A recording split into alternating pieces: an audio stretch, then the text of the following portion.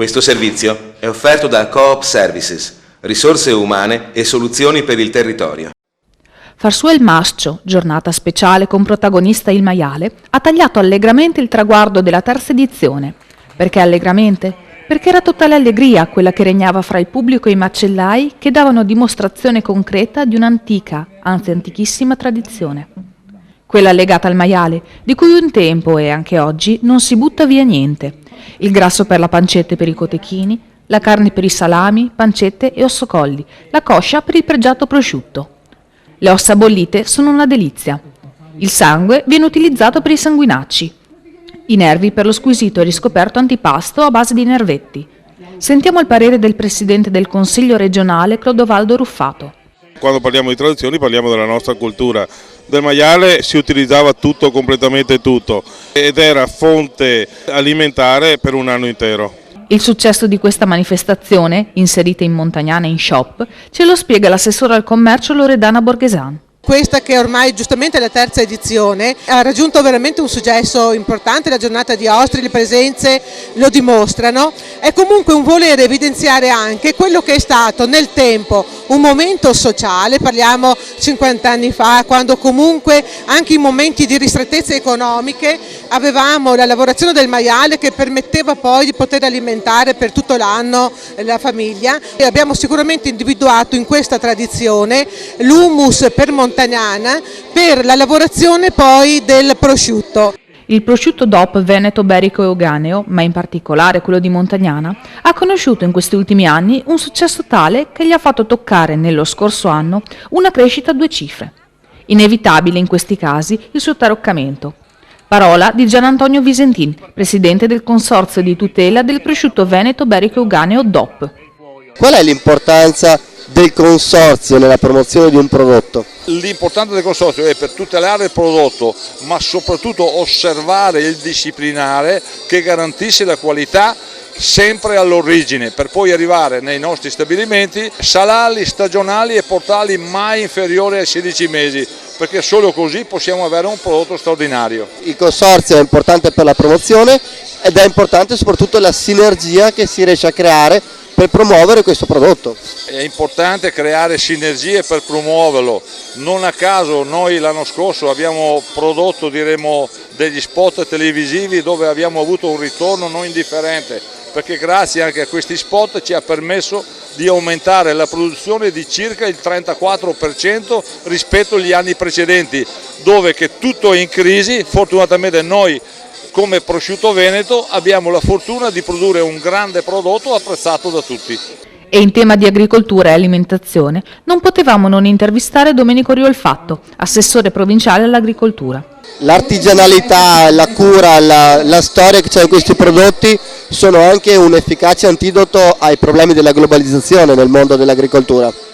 Assolutamente sì, perché noi attraverso proprio questi prodotti riusciamo a salvaguardare quelli che sono anche i sapori di una volta, i gusti di una volta, perché quando noi facciamo la spesa sui supermercati e compriamo i prodotti dell'industria c'è una standardizzazione e quindi si perdono anche delle peculiarità che sono eccezionali, quindi questo è quello che fa la differenza, è quello che mantiene all'Italia un ruolo di primo piano sul panorama internazionale. Mantenere le tradizioni, mantenere l'identità, la cultura, ciò che siamo e ciò che appartiene alla nostra storia.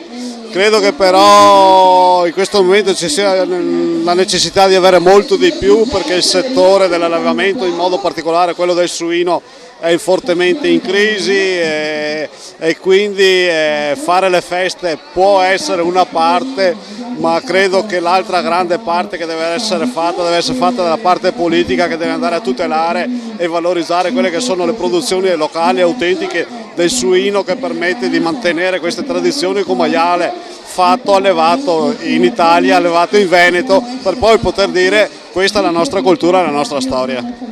Il norcino è la figura professionale in grado di procedere nella lavorazione delle carni del maiale, valorizzando la produzione locale molto richiesta dai turisti.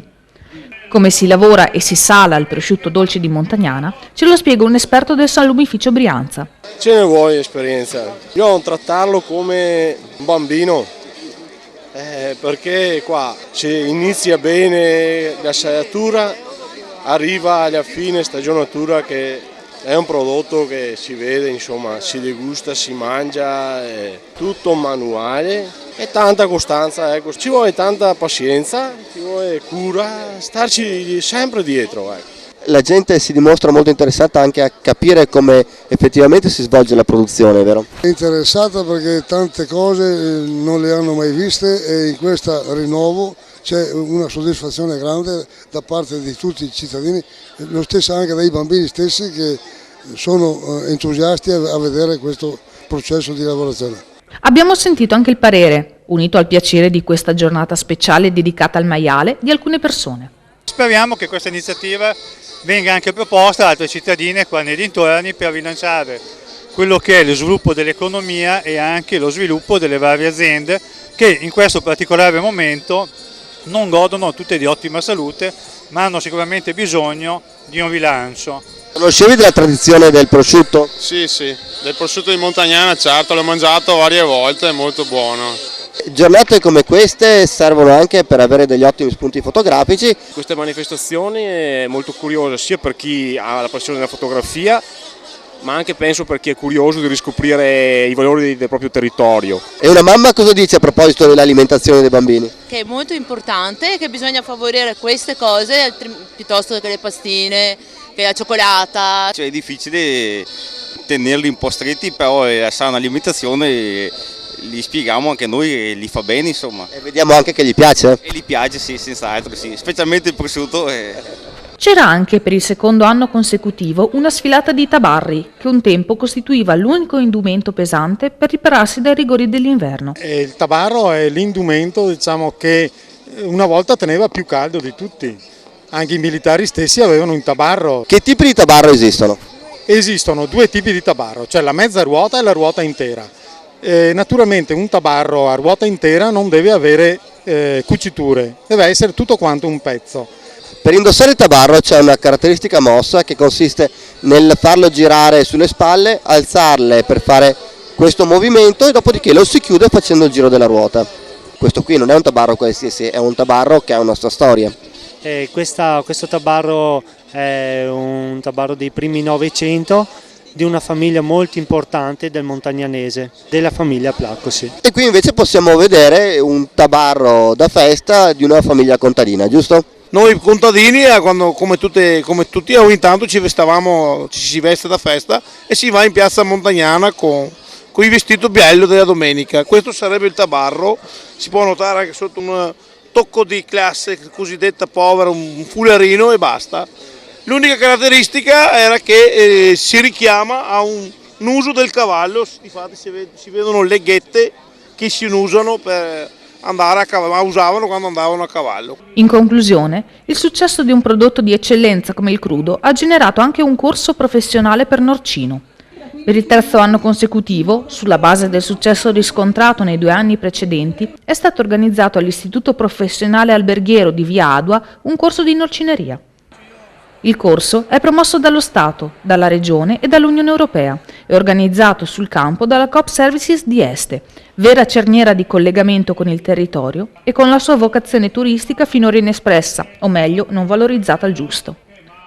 L'attività del Norcino è strettamente collegata al settore turistico, che oggi non si accontenta più di visitare le città storiche, ma cerca di vivere il turismo al pari dei viaggiatori dell'Ottocento.